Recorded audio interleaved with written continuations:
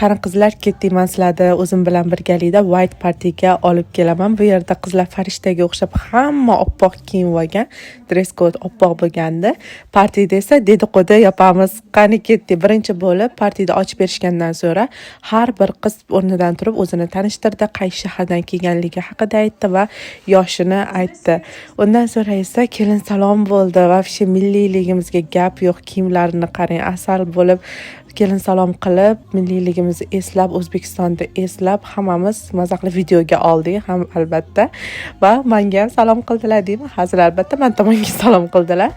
Undan so'ra hamma o'yinga tushgan qizimizni tomosha qildi. Bu qizimiz raqqosa, davrani qizdirishdi va qizlar o'yinlar tayyorlab qo'yishgan ekan.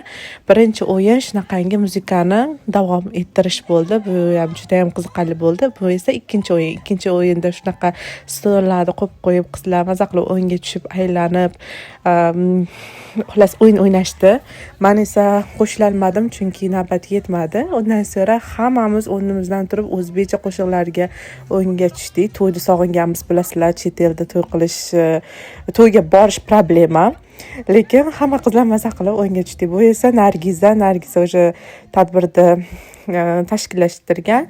Qizimiz esa raqqosamiz, rosa davrani yondirdi. Undan so'ra biznesi bor, bir narsaga erishgan hamma qizlar, ayollar, opalar o'zini yo'lini bizga aytdi va o'zini yo'llarini biz bilan tanishtirdi. Vobshe zo'r bo'ldi. Bu esa Durdona ikkinchi qizimiz tadbirda tashkillashtirilgan.